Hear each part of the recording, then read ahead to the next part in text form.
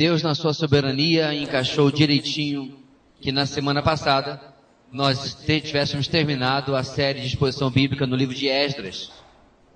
E agora, com um domingo de intervalo, o último domingo do ano, podemos dar uma pequena pausa antes de começarmos a nossa próxima série no próximo domingo. E nessa pausa, meus irmãos, eu quero chamar a sua atenção que você abra a sua Bíblia no livro de Salmos, e um salmo que eu espero que você já tenha lido hoje, Salmo de número 40. Por quê? Se alguém está meio perdido, porque hoje nós começamos o nosso novo devocional já começando o ano de 2016, ele começa no último domingo do ano anterior, e o texto de hoje foi exatamente o Salmo 40. E para reforçar aquilo que nós vimos hoje, e para demonstrar, meus irmãos, como que há muito mais na palavra de Deus do que nós vimos ali naquele devocional, é que nós entendemos a direção de Deus para que nós lêssemos este salmo hoje. Salmo de número 40, vamos lê-lo em uníssono, a uma só voz, hoje que nós vamos meditar neste bonito texto do rei Davi. Ok? Então leia bem forte aí, para ficar bem bonito, como a palavra de Deus merece, como nosso Deus merece. Diz assim a palavra do Senhor: coloquei toda a minha esperança no Senhor. Ele se inclinou para mim e ouviu o meu grito de socorro. Ele me tirou de um poço de destruição, de um atoleiro de lama. Pôs os meus pés sobre uma rocha e firmou-me no local seguro.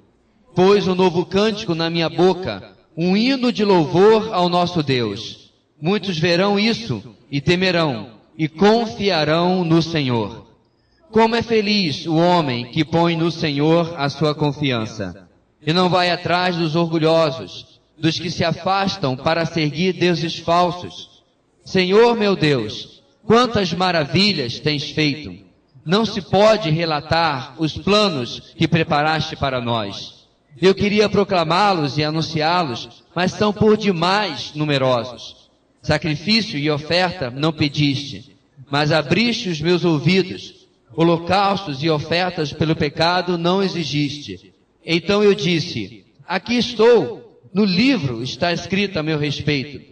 Tenho grande alegria em fazer a tua vontade, ó meu Deus. A tua lei está no fundo do meu coração. Eu proclamo as novas de justiça na grande assembleia. Como sabes, Senhor, não fecho os meus lábios, não oculto no coração a tua justiça. Falo da tua fidelidade e da tua salvação. Não escondo da grande assembleia a tua fidelidade e a tua verdade. Não me negues a tua misericórdia, Senhor, que o teu amor e a tua verdade sempre me protejam, pois incontáveis problemas me cercam. As minhas culpas me alcançaram e já não consigo ver. Mais numerosos são que os cabelos da minha cabeça, e o meu coração perdeu o ânimo.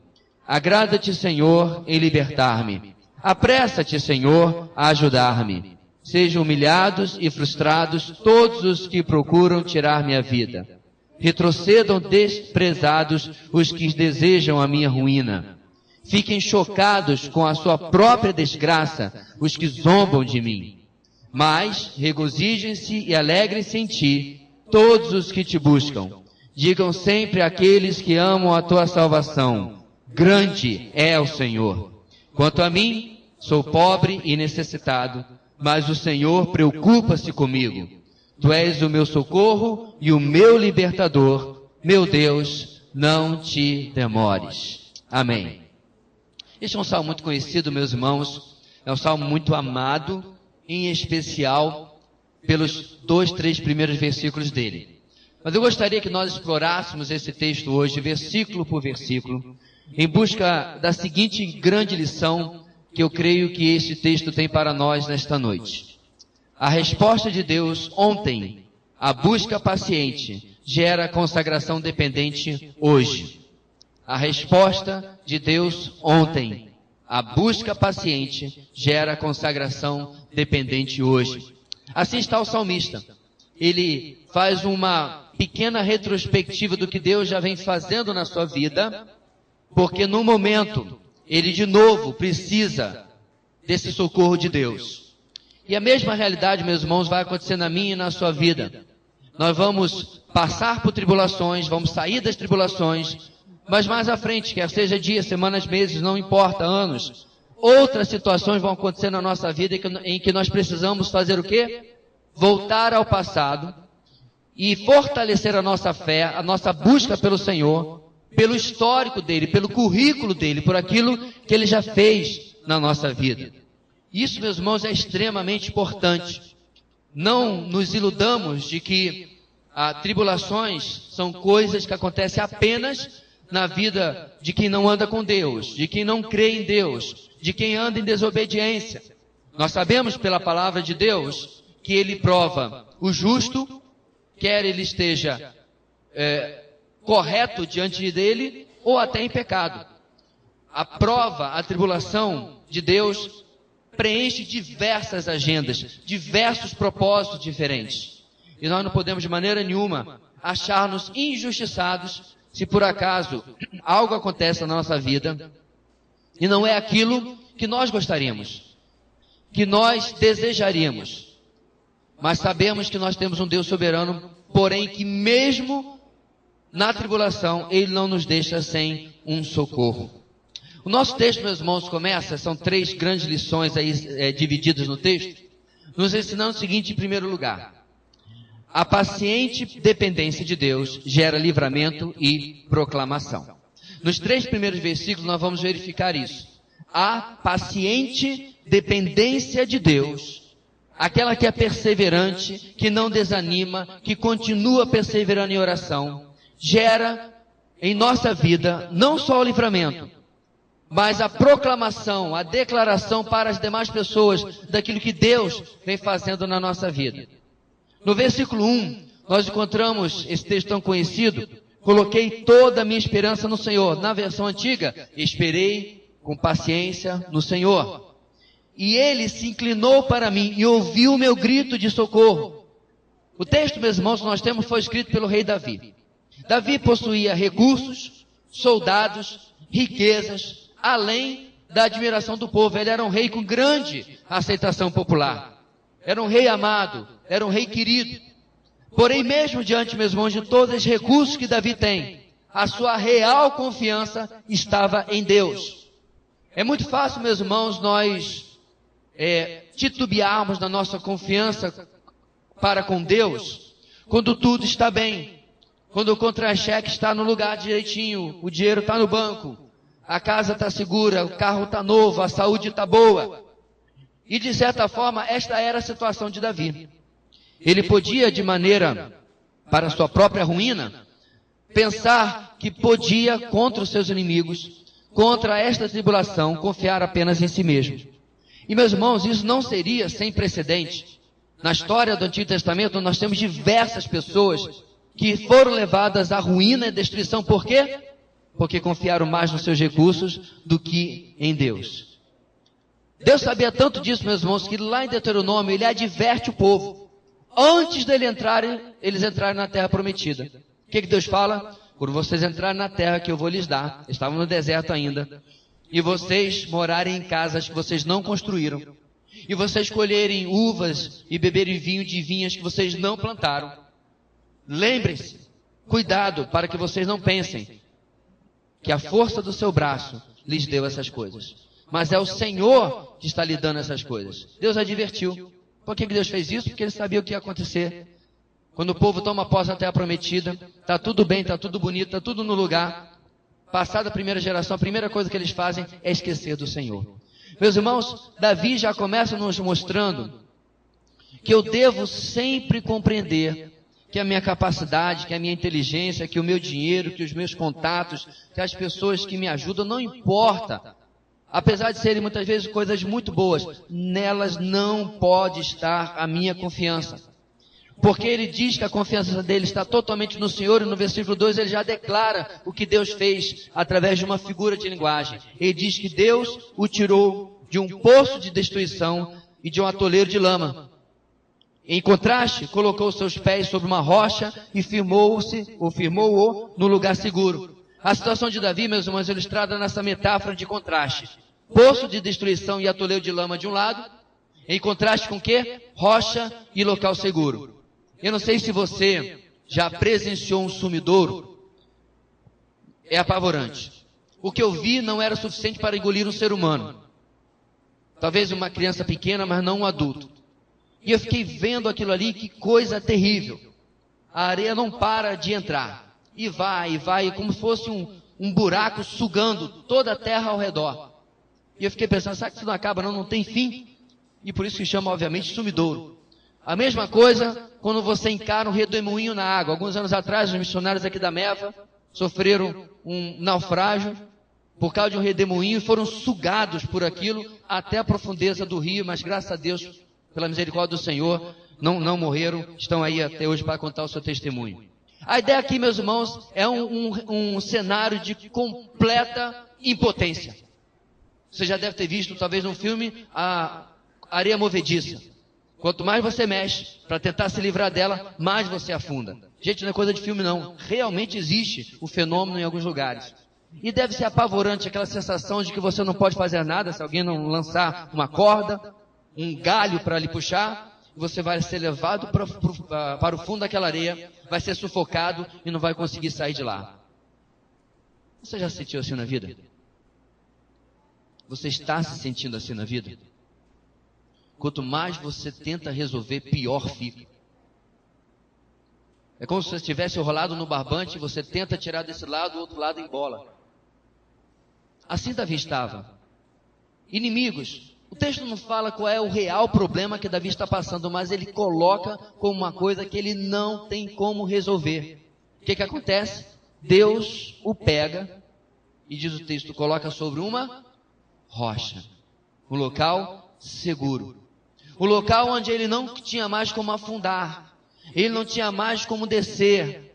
A paciente dependência de Davi para com Deus foi retribuída. Deus o recompensou respondendo à sua oração. Meus irmãos, como eu já falei diversas vezes, nenhuma tempestade dura para sempre.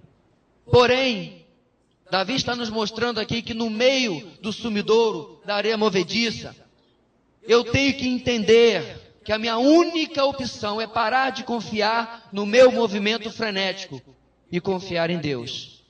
Parar de confiar nos meus recursos e confiar em Deus. Não é não fazer nada, não é esperar deitado ver se alguma coisa acontece, mas aprender a ter discernimento sobre aquilo que é a minha vã e fútil tentativa de resolver as coisas e aquilo que é realmente agir no comando e na direção de Deus. No versículo 3 diz que ele, por causa desse livramento, fez algo maravilhoso na vida de Davi. O que foi? Pôs na boca de Davi um novo cântico, um hino de louvor ao nosso Deus. O cântico, meus irmãos, era uma manifestação pública à congregação. Os hinos, os salmos, como nós temos aqui, eram compostos e eram cantados no átrio do templo, no próprio templo, e toda a congregação ouvia. E costumeiramente, o salmo, o hino, era cantado como algo que retratava uma realidade, algo que tinha acontecido na vida da pessoa que o havia composto. Era a forma poética de expressão daquilo que este povo estava experimentando. Quando Davi fala de um novo cântico, a ideia é da renovação do agir de Deus. É como alguém que chega assim, irmãos, eu quero contar um testemunho, mas não é de 1915 não, foi agora. Deus agiu agora. E muitas vezes, meus irmãos, nós estamos com vidas espirituais tão ociosas, paradas, que a gente realmente experimenta aquela situação. O irmão, conta uma bênção. Eu quero contar, olha, quando meu filho de 18 anos nasceu, quase morreu, Deus livrou a sua vida. Mas ele já tem 18 anos. Não tem nada novo para contar de Deus, do agir de Deus. Quando eu vim para Boa Vista, 10 ou 15 anos atrás, Deus agiu. A ideia aqui, meus irmãos, é que Deus está fazendo algo novo na vida de Davi. É isso que ele está contando. Deus está renovando o seu agir na vida de Davi. Deixa eu dizer uma coisa para você, meus irmãos. Deus está sempre fazendo alguma coisa nova na nossa vida. Mas muitas vezes nós estamos tão absortos, tão envolvidos com o trabalho, com as coisas deste mundo, com o nosso dia a dia, com a nossa rotina, que nós não percebemos o agir de Deus na nossa vida. Nós não percebemos o que Deus está fazendo. É tão interessante, amados, que se você está numa situação de dificuldade de enxergar as coisas de Deus, você lê um texto bíblico. Passado algumas semanas ou meses, você lê o mesmo texto em outra situação espiritual, com seus olhos abertos, seu discernimento em dia, o texto muda. Muda ou não muda? Aquele texto que não falou nada, era a mesma coisa que uma frase de para-choque de caminhão, agora ficou vivo. Por quê? Porque meus olhos estão abertos para enxergar o agir de Deus na minha vida. Davi está dizendo, diante daquilo que eu presenciei, diante daquilo que eu vivi, eu estou contando para a congregação o agir de Deus novo, renovado na minha vida. No final do versículo 3 ele diz, muitos verão isso e temerão e confiarão no Senhor.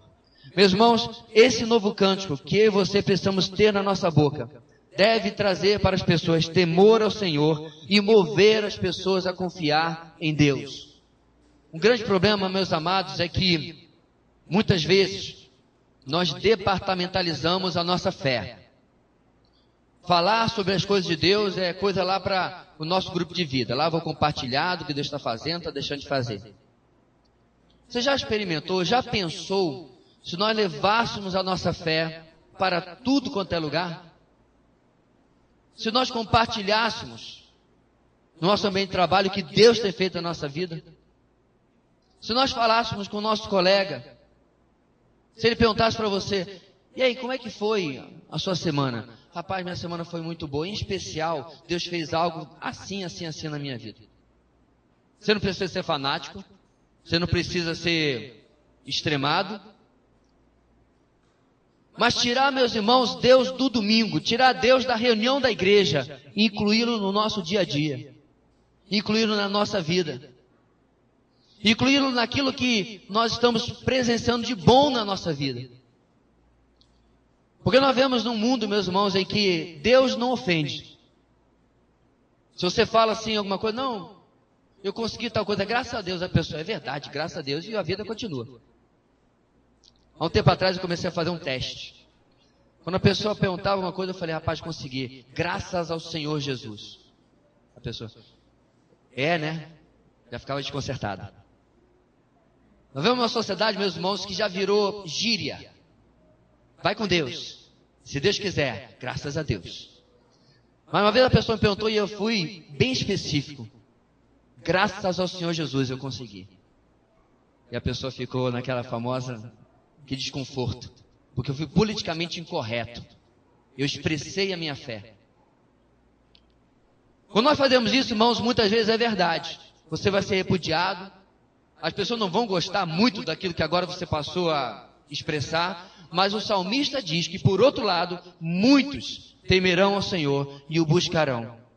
Vão começar a dizer assim, eu quero na minha vida o agir de Deus que essa pessoa está experimentando, esse livramento. Ele está proclamando, e eu quero isso aí na minha vida. Eu quero algo de novo. Eu quero um cântico novo na minha boca, do agir de Deus, aquilo que Ele está fazendo na minha vida. Segundo lugar, além da paciente dependência de Deus gerar livramento e proclamação, o livramento de Deus gera reflexão sobre o caráter de Deus. Deus faz, Deus age, Deus opera. E depois que nós estamos seguros, com salva-vida, seguros dentro do barco, fomos resgatados do mar bravio, nós nos sentamos, talvez com um copo de café quente para aquecer do frio, e começamos a pensar, quem é esse Deus que agiu na minha vida? Quem é esse Deus que operou o que Ele operou na minha vida? E Davi aproveita, meus irmãos, nos próximos versículos, do 4 ao 10, para destacar coisas importantíssimas sobre esse Deus. Sobre o caráter dele, sobre o agir dele. O Salmo mostra, meus irmãos, que a experiência que Davi teve aprofundou o conhecimento dele sobre Deus.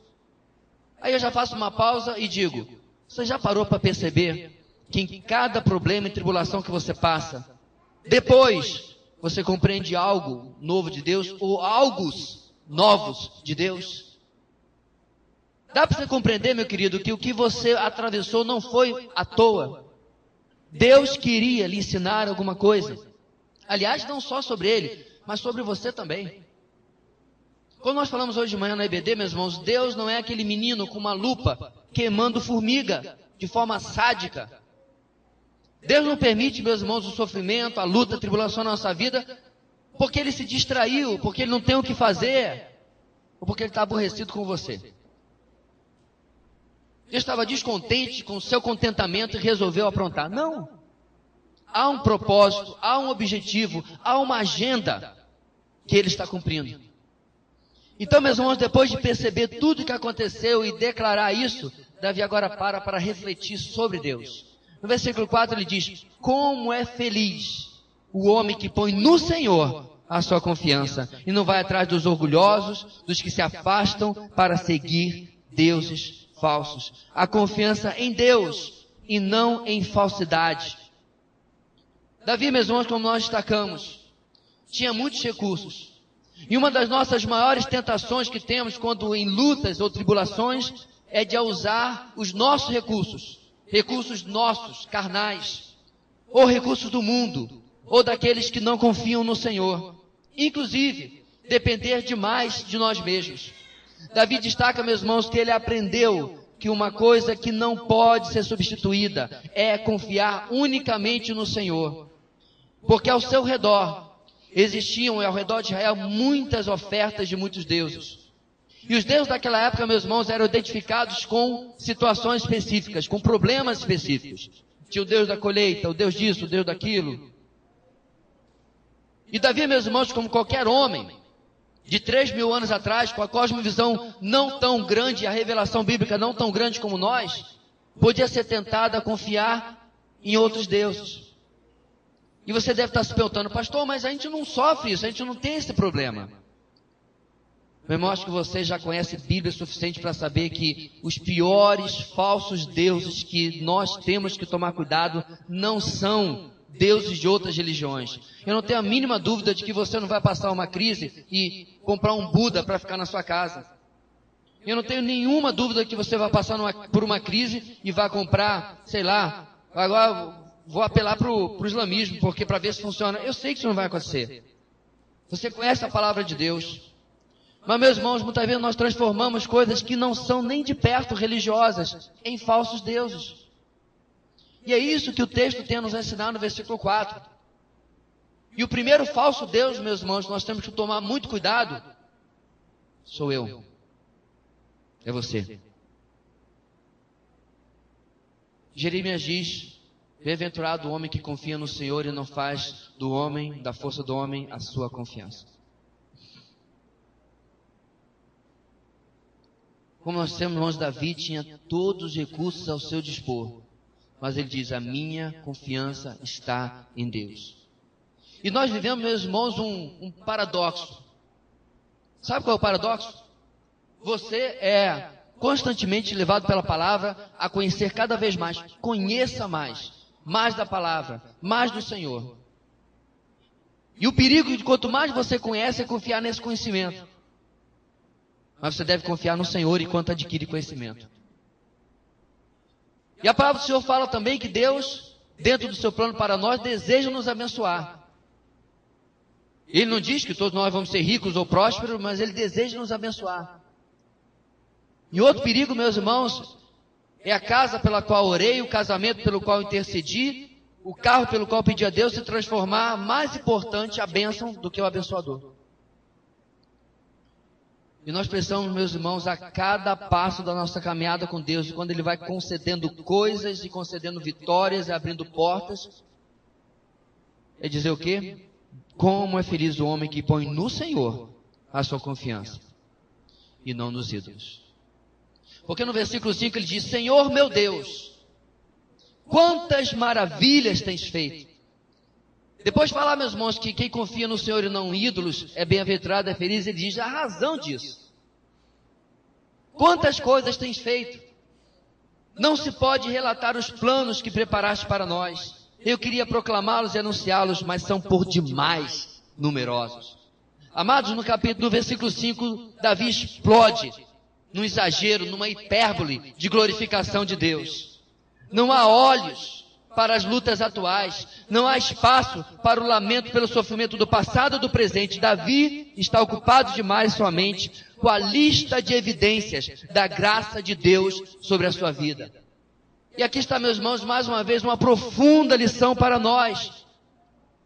Muitas vezes, amados, nós não enxergamos as bênçãos ao nosso redor, porque estamos ocupados demais, tirando casquinha de ferida. Lamentando o que não temos, o que não recebemos, o problema que estamos passando, e não percebemos quantas bênçãos nós temos na nossa vida. Deixa eu dizer uma coisa para você, meu irmão. A arma mais poderosa que você tem contra o desânimo, a arma mais poderosa que você tem contra o desespero e contra a desesperança é o louvor e a gratidão e o contentamento por aquilo que Deus já está fazendo na sua vida. Alguns meses atrás nós terminamos a exposição de Filipenses. E durante, meus irmãos, todos aqueles meses que passamos em Filipenses, o pregador fez questão de destacar que era a carta de um homem preso. Era a carta de um homem encarcerado, sem liberdade. E você não vê Paulo naquela carta dizendo, orem por mim, está muito difícil, está muito ruim. Ô dia, ô azar. Você não encontra um único lamento de Paulo na carta aos Filipenses. E aliás, em nenhuma outra carta que ele tenha escrito numa prisão. Mas é nessa mesma carta que ele vira para nós e diz, alegre-se no Senhor. Uma vez lhe digo, mais uma vez, alegre-se no Senhor.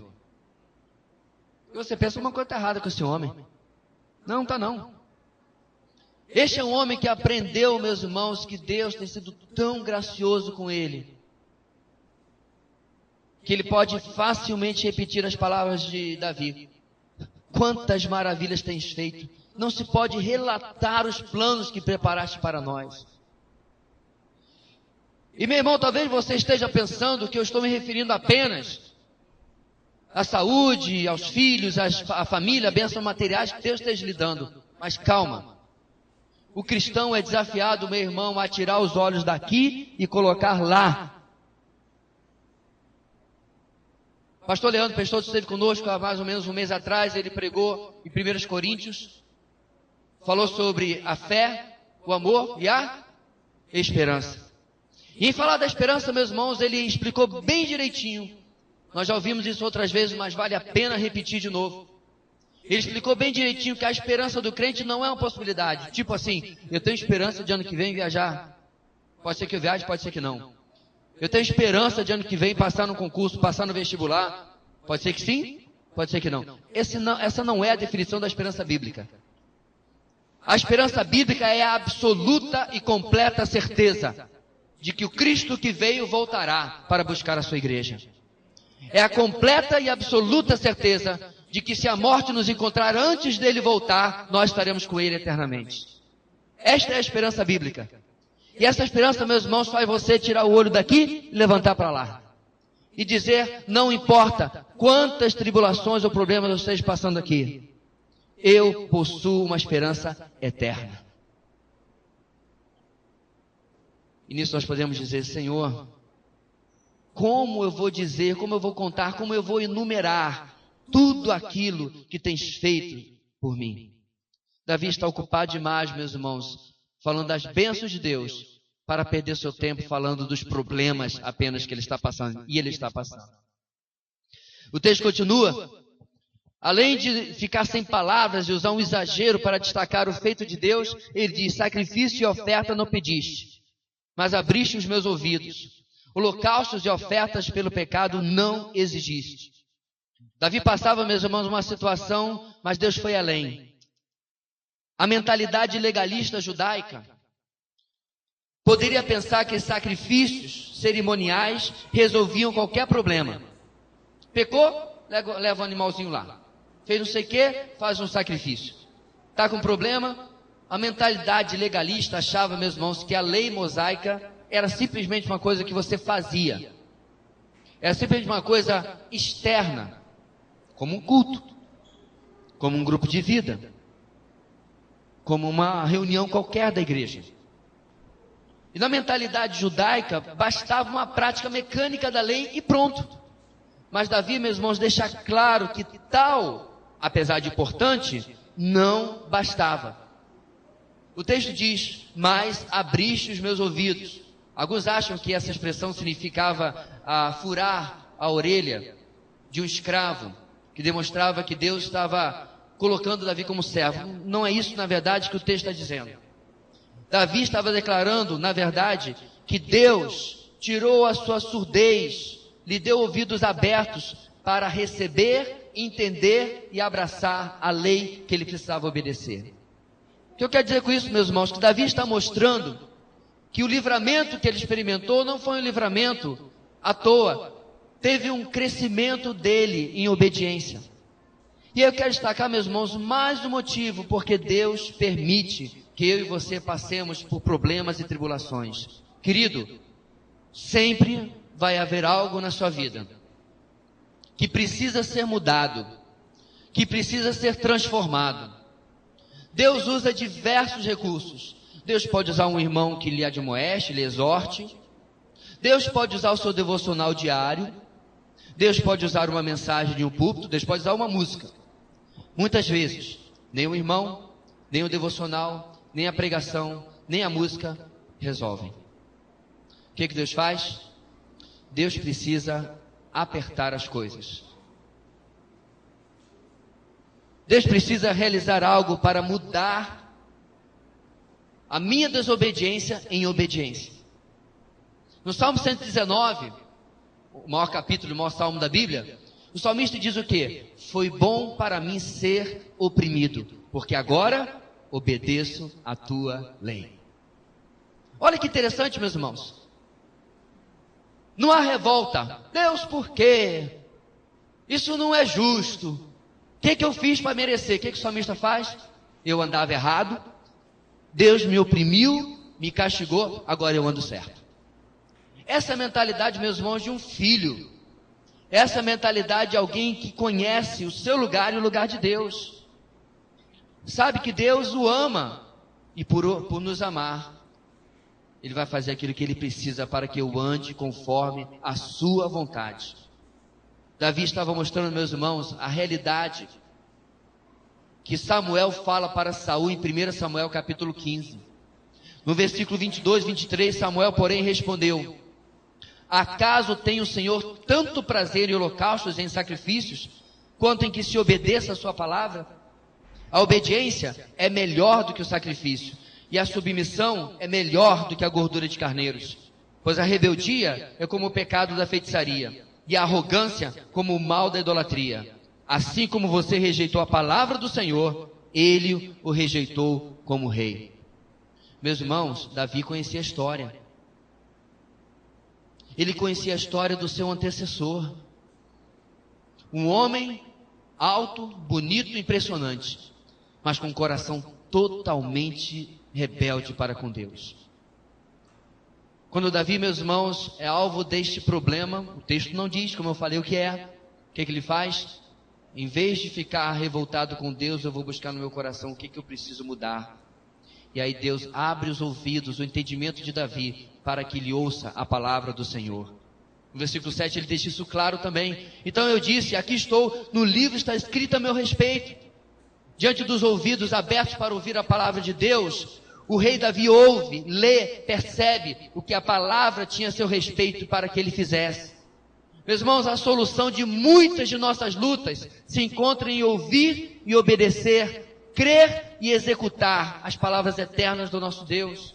Amados, muitas vezes nós estamos teimosamente andando na contramão, na direção errada de um mapa já pré-estabelecido por Deus. Uns dias atrás estava com o Azaf no carro, eu coloquei o GPS para funcionar, em Boa Vista. E o GPS está desatualizado e vivia me mandando para um lugar completamente difícil, longe. Eu ia dar voltas e voltas para chegar no lugar que eu tinha que chegar. E eu comecei a desobedecer. E ela ficava fazendo, ela sempre voz de mulher, né? Ficava fazendo novo cálculo, tentando me fazer voltar para o lugar que ela queria que eu fosse. Neste caso, meus irmãos, o GPS estava errado. Este GPS nunca está errado. E é isso que Davi está colocando, meus irmãos. Os problemas estão acontecendo, Deus vai mostrando, faz isso, faça outra coisa. Deus está dizendo, vire à esquerda depois de 300 metros. E eu digo, não, vou virar, vou para lá. Afinal de contas, eu já tenho 45 anos, eu já sei o que eu devo fazer. Davi nos dá uma lição, meus irmãos, de novo.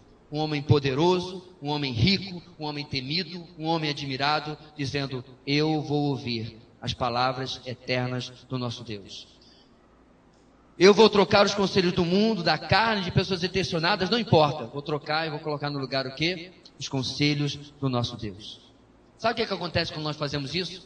No Salmo 119, de novo, nos versículos 99 e 100, nos mostra que nós nos tornamos mais sábios, mais inteligentes, mais preparados, com melhor discernimento do que duas categorias de pessoas muito consideradas: os anciãos e os mestres.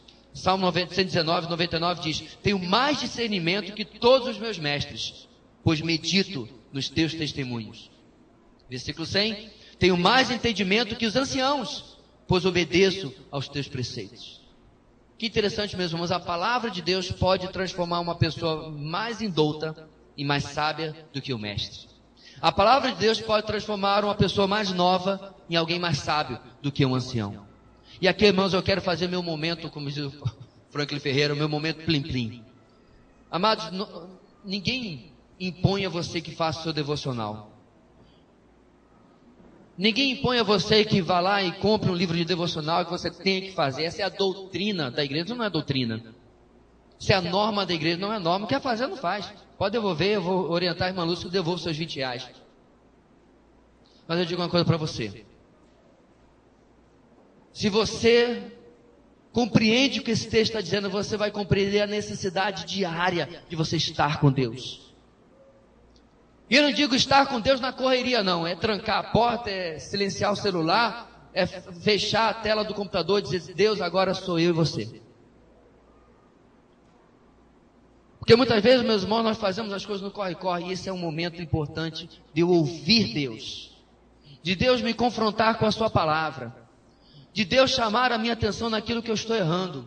Como Davi está percebendo no caráter de Deus nesse texto. Deus tinha algo especial para falar para Davi, para tratar na vida de Davi, através daquela tribulação. Versículo 8 e 9 diz, tenho grande alegria em fazer a tua vontade, ó meu Deus. A tua lei está no fundo do meu coração. Eu proclamo as novas de justiça na grande assembleia. Como sabes, Senhor, não feches meus lábios. Amados, descobrimos a palavra do Senhor não apenas por mera informação e conhecimento. A palavra do Senhor vem a nós como decreto, como ordem para obedecermos. E é nisto que reside a verdadeira sabedoria. É nisso que reside mais ainda a verdadeira alegria. Você quer ser feliz? Você quer ser contente? Quer ser realizado? Quer ser uma pessoa alegre? O texto está dizendo que isso reside na obediência à palavra do Senhor. Tenho grande alegria em fazer a tua vontade. Mas não para na obediência. Preste atenção no que o texto diz. O texto diz que as verdades da palavra de Deus precisam arder em mim de tal maneira que eu não consigo mais ficar calado. É isso que está acontecendo com Davi. Ele passou pela tribulação, aprendeu mais de Deus, aprendeu mais da sua palavra, aí ele compõe um salmo. Para que ele compõe um salmo, irmãos? Para vender CD? Não tinha CD. Para ter mais show na época? Não tinha show. Para ser mais admirado? Ele já era admirado. Ele compõe o Salmo 40, meus irmãos, para proclamar, transmitir as verdades que ele aprendeu. Quando, meus amados, nós estamos nessa mesma situação, aquele que presencia o sepulcro vazio, a cruz vazia, não consegue se segurar, se conter e vai dizer, ele vive. Vai proclamar o Evangelho, vai falar daquilo que aprendeu de Deus. Eis que esse texto está nos ensinando, amados, em relação a Davi.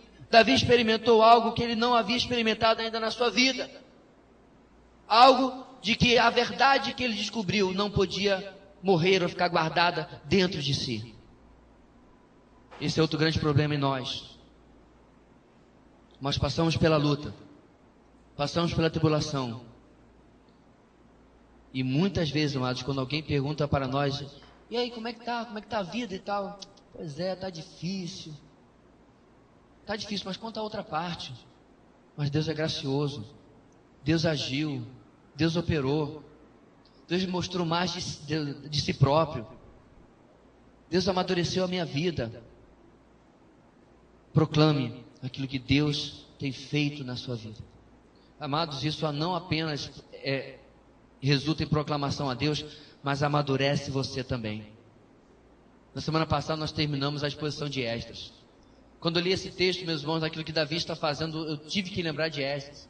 Esdras é muito posterior a Davi, é claro, né? Mas em Esdras capítulo 7, o texto diz que no primeiro dia do primeiro mês ele saiu da Babilônia e chegou a Jerusalém no primeiro dia do 5º mês, porque a boa mão do seu Deus estava sobre ele. E as 7:10 explica por que a boa mão de Deus estava sobre Esdras. Pois Esdras tinha decidido dedicar-se a estudar a lei do Senhor e a praticá-la e a ensinar os seus decretos e mandamentos aos israelitas. Hoje de manhã, como várias vezes nesta igreja, alguém chegou assim: pastor, me fizeram uma pergunta e eu sei bem pouquinho. Eu vim tirar dúvida. Joia.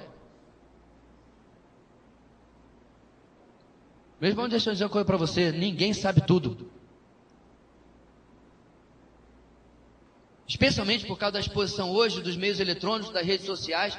De vez em quando vem cada perguntinha cabeluda, cada bola curva. E eu tenho que responder com categórico: eu não sei. Ótima pergunta. Eu vou atrás, quando eu descobrir, nós dois vamos saber. Há determinadas coisas que eu não sei e ninguém sabe, porque Deus não revelou, e aí eu não me meto nisso. Não estou no ramo da adivinholatria, ou da adivinhologia, não. Estou no ramo de conhecer a palavra de Deus. Eu quero desafiar você, lá no seu ambiente de trabalho, no seu ambiente de estudo, em oração, pela ajuda de Deus, encontrar alguém que precisa, ou que todos precisam, do Evangelho, e você pode investir. Pastor, mas lá na faculdade, se eu começar a falar de Jesus para alguém, alguém vai começar a fazer pergunta difícil, vai meter um Nietzsche, vai trazer um Foucault, vai trazer... Não se preocupe, você não está ali para discutir teorias, está ali para pregar o Evangelho, e unicamente o Evangelho. A palavra de Deus tem a resposta para todas as dúvidas e teorias e questionamentos que o mundo possa trazer, até no ambiente universitário. Mas, segundo Davi e segundo Esdras, isso vem de um constante aprendizado, crescimento e amadurecimento em obediência, para que depois, ou durante isso, possa servir aos outros. Como eu já disse, meus irmãos, você está há anos e anos-luz das pessoas que não conhecem nada de Deus e nada da palavra. Das pessoas que mal sabem explicar direitinho o que aconteceu agora em 25 de dezembro, mesmo não sendo a data correta. Das pessoas que sabem mais da história de Papai Noel do que da própria história do aniversariante. Você está há anos-luz, pela graça e pela misericórdia de Deus. Meu irmão, minha irmã, você, eu digo que a palavra de Deus fala a todos nós: abre a tua boca e eu a encherei, diz o Senhor. Não tenha medo da sua limitação, qualquer seja ela, porque todos nós somos diante de algum ponto limitados. Todos nós somos diante de alguém menores, mas Deus tem nos chamado para sermos proclamadores das suas verdades. A paciente dependência de Deus gera livramento e proclamação. Em segundo lugar, o livramento de Deus gera reflexão sobre o caráter de Deus.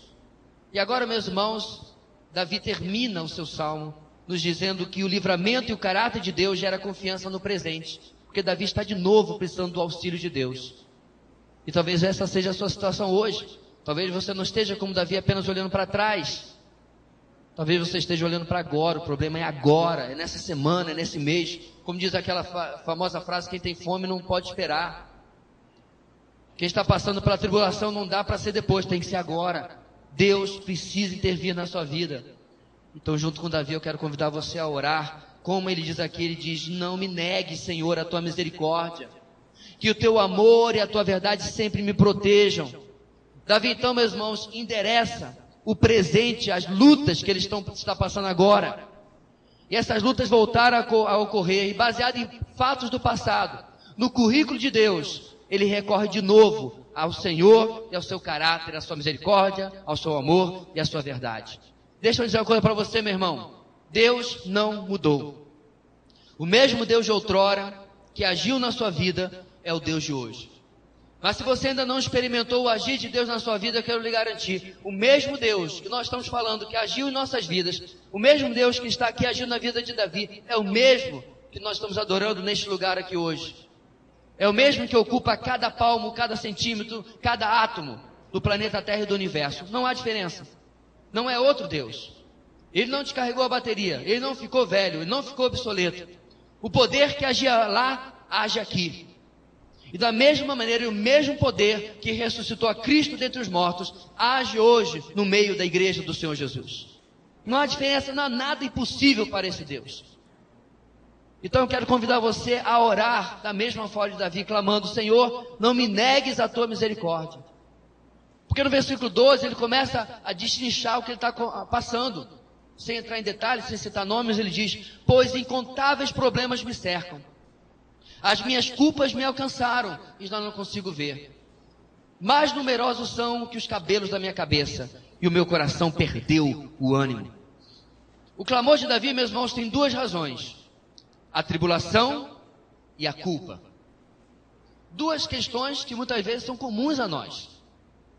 O problema da tribulação que ele está passando, mas também o problema de pecado. O texto diz claramente. Primeiro, literalmente, no texto hebraico diz: pois males se reuniram em cima de mim, até que não haja número. Em segundo, Davi reconhece que ele é culpado.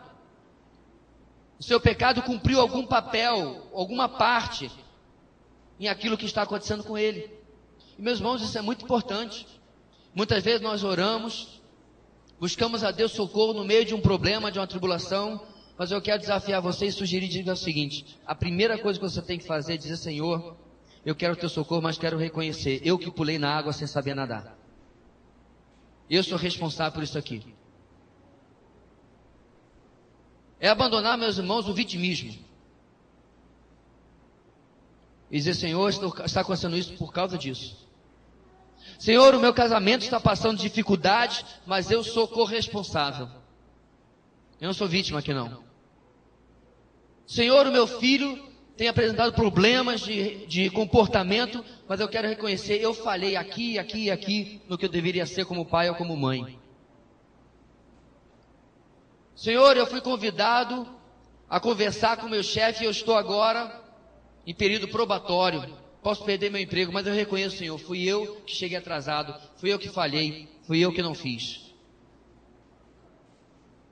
Meus irmãos, é uma tremenda de uma hipocrisia não ser como Davi, chegar diante de Deus: Senhor, me socorre e tal, mas não reconhecer aquilo que Ele está fazendo aqui. A minha culpa me alcançou, já não consigo ver.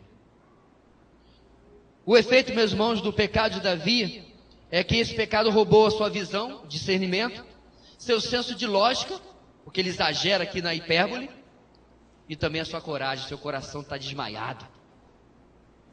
Meu querido, sabe como é que você resolve a falta do discernimento e tudo isso que está escrito aqui?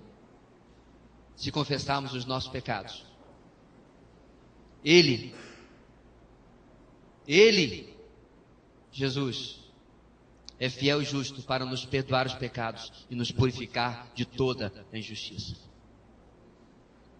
Meus irmãos, 1 de João 1,9 não está lá para decorar a sua Bíblia, é uma verdade, um direito pela cruz sobre a sua vida a cada dia.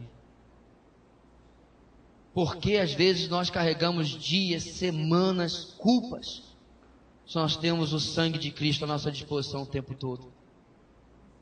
Nosso texto termina, meus irmãos, com diversos clamores: agrada-te, Senhor, em libertar-me, apressa-te, Senhor, em ajudar-me. Ele está, meus irmãos, clamando para que Deus se mostre propício a ele, porque ele está consciente da sua culpa, ele não está em posição de exigir nada, coisa alguma. Então ele clama. No versículo 14 ele diz: sejam humilhados e frustrados todos os que procuram tirar minha vida. retrocedam desprezados que desejam minha ruína. Ele entrega para Deus, para que Deus faça isso, porque ele já deixou claro que ele não tem como fazer. No resto do nosso texto, meus irmãos, é uma após a outra declarações de dependência de Deus, para que Deus haja e faça nos inimigos que tinham se levantado contra Davi aquilo que ele quer. Que demonstra, meus irmãos, que a nossa oração essa noite precisa ser uma oração também em que eu reconheça: eu não conseguirei fazer, tem que ser com Deus. Deixa Deus fazer, deixa Ele realizar o que Ele precisa. O que acontece, meus irmãos, quando Deus age? Deus age no que está nos afligindo, mas aqueles que veem novamente o agir de Deus, no versículo 16, o que Davi fala? Mas regozijem-se e alegrem-se em ti todos os que te buscam. Digam sempre àqueles que amam a tua salvação: grande é o Senhor. De novo, Deus não havia ainda resolvido este novo problema na vida de Davi, mas ele já está declarando o que vai acontecer. Por quê? Porque ele já presenciou na outra vez que ele relatou do passado. Quando o Senhor agir, quando o Senhor se levantar contra esta situação, contra meus inimigos, com o que quer que seja, contra o meu pecado, sabe o que vai acontecer? As pessoas vão se regozijar. As pessoas vão presenciar o agir de Deus na minha vida. Meus irmãos, eu tenho acompanhado algumas pessoas que estão exatamente nesta situação. E eu estou esperando o meu dia de viver o versículo 16 na vida dessas pessoas que eu estou acompanhando. Eu estou esperando o meu dia de me regozijar, me alegrar na libertação, na salvação, no livramento na vida dessas pessoas. Porque eu creio que grande é o Senhor. Eu creio, meus irmãos, que a palavra de Deus não voltará vazia na vida dessas pessoas. Que se elas seguirem aquilo que nós estamos vendo aqui tão claro, um coração submisso e humilhado diante de Deus, Deus estenderá a sua mão, atenderá a perseverança, a busca perseverante dessas pessoas. Não tem mágica, não tem oração na cabeça, não tem campanha das 7 segundas-feiras. Isso é tudo lorota. O que tem é um coração quebrantado e humilhado, o coração de um rei que termina o nosso salmo dizendo como? Quanto a mim, sou pobre e necessitado.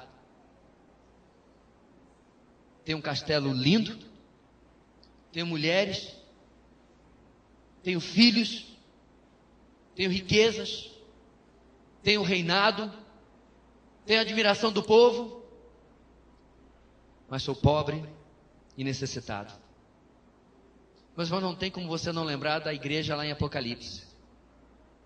A igreja que diz para o Senhor ressuscitado: sou pobre, sou necessitada. Mas o Senhor ressuscitado diz para ela: não, você é rica. E é interessante, meus irmãos, que para outra igreja que diz: eu sou rica, abastada, não preciso de nada, o que Jesus responde? Você é pobre, cega e nua. Percebe, meus irmãos, que quanto mais eu me acho diante de Deus, pior fica a minha situação.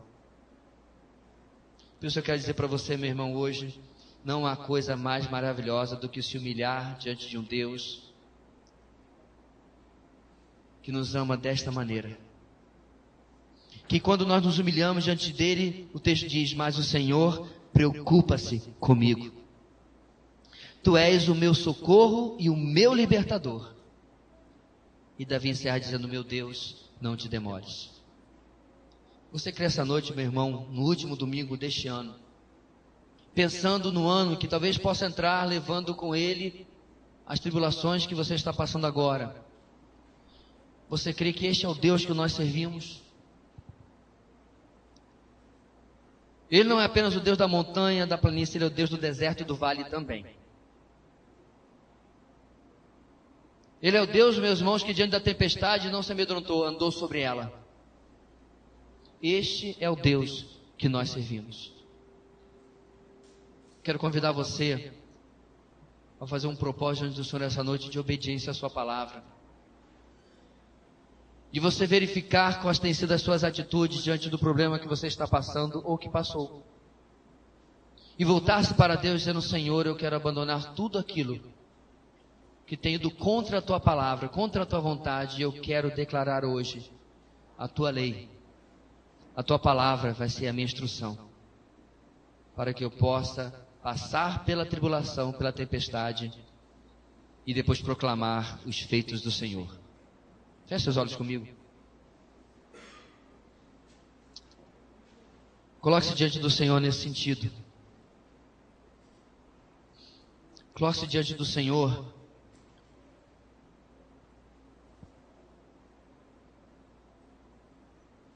declarando a sua dependência, a sua necessidade de rever como você tem lidado com os problemas, com as dificuldades. Será que a ansiedade tem sido o seu refúgio, a sua arma? Querido, a ansiedade é uma palhoça, não pode lhe abrigar da tempestade. Ele é mais inútil do que uma baladeira. Não pode lhe defender. Será que você tem confiado nos seus recursos pessoais? A palavra de Deus nos diz hoje que a resposta de Deus no nosso ontem, a nossa busca paciente, deve gerar em nós hoje uma consagração dependente. Deus querido, tu conheces a vida de cada pessoa aqui. Os problemas de casamento, os problemas profissionais, financeiros, as lutas contra cada pecado. E em tudo tu sabes que a tua palavra é a rocha, a resposta para cada um de nós.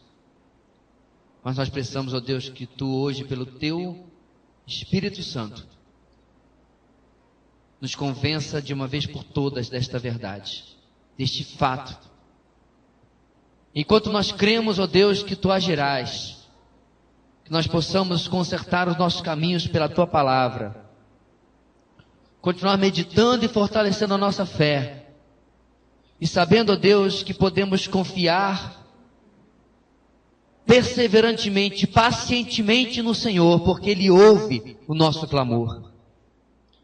E é Ele, ó Deus, que estende a sua mão e nos resgata, que nos salva do sumidouro de lama, que nos tira e nos coloca os pés numa rocha, a segurança. Ó Deus, a rocha da nossa vida, a nossa segurança é o Senhor Jesus. E sabemos, ó Deus, que nele, no amado, nós somos aceitos diante de Ti. Que a nossa vida está guardada nele.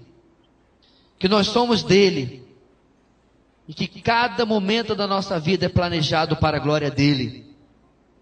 Que diante dessas verdades, ó Deus, nós possamos repensar, rever, reanalisar cada detalhe da nossa vida.